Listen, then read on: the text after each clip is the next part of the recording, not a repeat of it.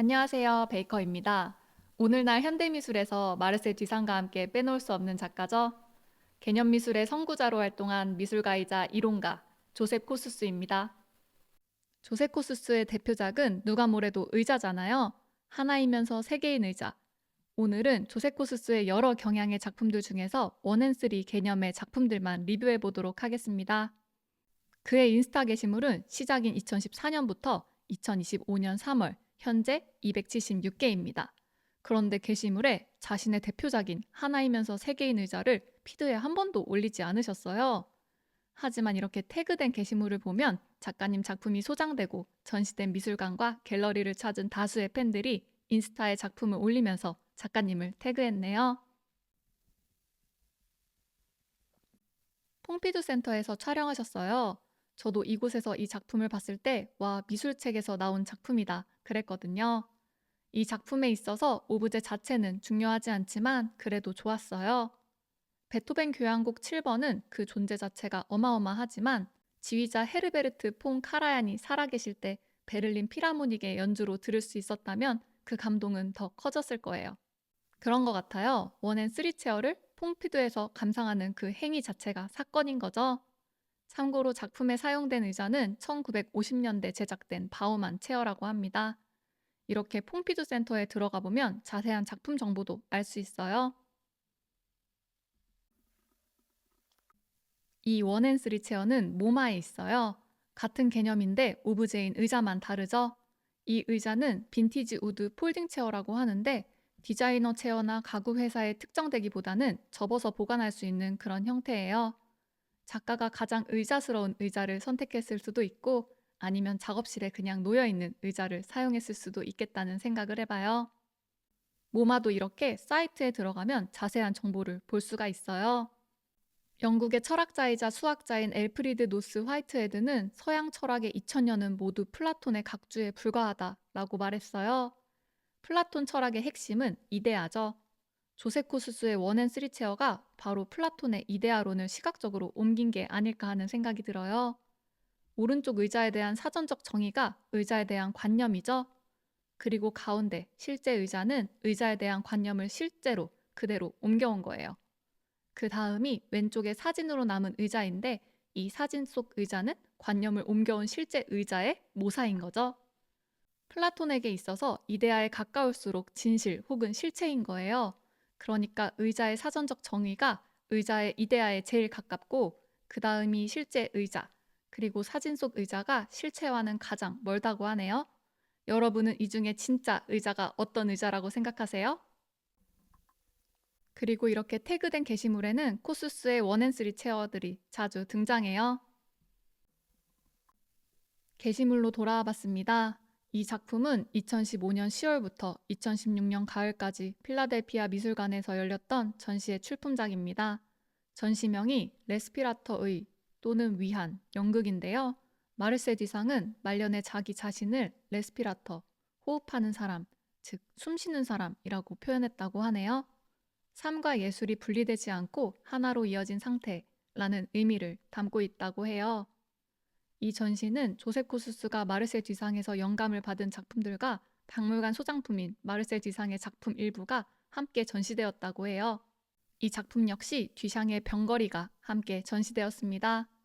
인스타의 작가님 설명에는 작품 제목이 없는데 아마도 하나이면서 세 개인 삽이 아닐까요? 이미지를 확대해보니 이렇게 쓰여 있어요. 역시 삽의 이데아, 즉 사전적 정의와 함께 진짜 삽, 그리고 삽 사진이 함께 전시되었었네요. 그런데 코스스 작품에는 두 가지 요소가 항상 일정하게 들어간다고 해요. 그건 대상의 사전적 정의 사본과 설치 지침이 있는 다이어그램인데 두 가지 모두에 코스스의 서명이 들어갑니다. 설치 지침은 이렇다고 해요. 의자나 삽 같은 사물을 선택해서 벽 앞에 두고 사진을 찍습니다. 이 사진은 실제 사물 크기로 확대해서 사물 왼쪽 벽에 설치하죠. 그리고 사전적 정의 사본의 확대 사진을 사물의 오른쪽에 설치하고 이 상단의 가장자리를 사진의 상단의 가장자리와 맞춰야 합니다. 나름 간략하지만 의미가 있네요. 미술가라기보다는 작곡가 같아요. 이 음악을 연주할 때 여기는 강하게, 여기는 빠르게 이런 악보의 기호를 적어두잖아요. 작품을 제작할 때, 설치할 때 지침은 작곡가가 악보를 창조하는 것과 유사하다는 생각이 들어요. 2015년 겨울과 2016년 초봄에 걸쳐서 뉴욕의 카스텔리 갤러리에서 개인전이 열렸습니다. 원앤쓰리 프레임은 1965년작인데 이때 코수스의 나이는 불과 20세였어요. 놀랍고도 슬프죠? 우리나라에서는 아직도 3, 40대 작가들을 젊은 작가라고 부르잖아요. 그런데 예술가에게 있어서 나이 먹음이 바로 작품의 완성도와 완숙도를 가늠하는 척도는 분명 아닌데 말이죠. 코스스에 대해 찾아보니 그는 20대에 명성이 높아지면서 학생에서 바로 교수가 되었다고 해요.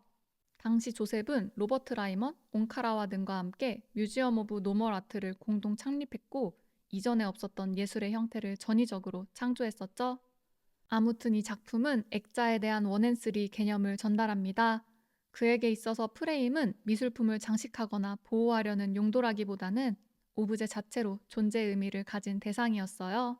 그런데 한 가지 재미있는 사실은 작품은 전시될 때마다 앞서 말씀드렸던 설치 지침에 따라서 작품이 설치된 벽, 그러니까 이 작업에서는 프레임이 걸린 벽이죠. 이 벽에서 사진을 다시 찍어야 한다고 합니다. 같은 시기의 작품인데 원앤3가 아니라 원앤5입니다. 다른 작업에 비해 이 작품은 색달라요. 왜냐하면 그 대상이 시계이기 때문이죠. 시계는 항상 변화하는 사물입니다. 이 작업에서도 사물인 시계와 사진인 시계는 각각 시간이 달라요. 작가님의 설치 지침에 따라서 시계를 전시장 벽면에 걸고 촬영했을 때의 시간은 8시 51분 24초였습니다. 그런데 인스타에 올라간 사진을 찍었을 때는 2시 35분 9초죠. 이러한 변화가 이 작품의 가장 큰 형식적 특성이라고 생각합니다. 마치 펠리스 곤잘레스 토레스의 무제, 완벽한 연인의 컨셉 같아요. 다른 사물과 달리 시계는 항상 변화하기 때문이죠. 사실 시간이라는 개념은 인간이 만들어낸 하나의 허상이라고 해요. 시간이 흐른다는 걸 입증하기란 쉽지 않죠? 대신 시계는 이러한 관념을 마치 실제인 것처럼 확인시켜주는 대상이에요. 그런데 문득 이런 생각을 해봐요. 시간이란 이데아가 있는데 사실 시계의 이데아란 뭘까요? 이렇게 동그란 형태의 1부터 10위까지의 숫자가 있고 시침과 분침 그리고 초침까지 3개의 바늘이 있는 바로 이런 형태일까요? 다시 고민이 깊어지는 지점입니다. 그리고 작가님 작품에는 언어가 함께 표기되어 있어요. 이 작품은 영어, 라틴어 이렇게 되어 있는데 작가님은 언어가 바뀌면 작품이 상당히 크게 바뀔 수 있습니다. 제 작품의 중요한 측면은 그 언어가 사용되는 장소에서만 전시될 수 있다는 것입니다. 라고 했어요. 이렇게 언어에 대한 조세코수스의 탐구와 작품으로서의 적용은 조세코수스 2부에서 보다 자세히 전해드리겠습니다. 올해 1월부터 런던에서 열리고 있는 전시 장면입니다. 저는 이 작품을 보면서 코수스의 상상력은 정말 끝이 없다는 생각이 들었어요. 설치 지침은 작가님이 만든 건데 스스로 만든 규약에 완벽하게 맞으면서도 이토록 새로운 작품을 창조하셨네요. 이 문은 갤러리에 있던 문입니다. 그러니까 벽에 기대 놓을 대상 자체가 아예 그 벽에 뚫린 문이었던 거죠. 그 문에 사진을 찍어서 왼편에 설치하고 사전적 정의는 오른편에 두었습니다. 근데 한 가지 다른 점이 있네요. 대상과 사전적 정의를 찍은 사진의 상단 높이가 맞아야 하는데 이 작업에서는 왜 그 높이를 다르게 하신 걸까요? 작가님은 지난 1월 31일 80번째 생일이셨다고 해요. 그리고 사라예보에 지어질 미술관 파사드에 들어갈 작품을 구상하고 계십니다. 오늘 영상 처음에 말씀드렸던 것처럼 조세 코스스는 현대미술을 사랑하는 분들에게는 정말 중요하고 귀한 분이신데 현재도 이렇게 정정하신 모습을 보여주시니 정말 좋네요. 앞으로도 계속 작가님 작품을 인스타 통해서 감상하겠습니다. 물론 기회가 된다면 미술관에 직접 봐야겠죠? 무엇보다 조세 코스스의 전시를 국내에서 볼 수 있다면 더할 나위 없이 좋을 것 같아요. 조셉의 작업은 프랑스어 같아요. 처음에는 쉽게 다가오지만 점점 더 확장되고 개념 속으로 파고들면서 어려워지고 복잡해지는 면에서요. 조셉 코수스의 언어 철학에 대해서 더 스터디하고 조만간 다른 경향의 작품들로 돌아오겠습니다. 그럼 지금까지 베이커였습니다.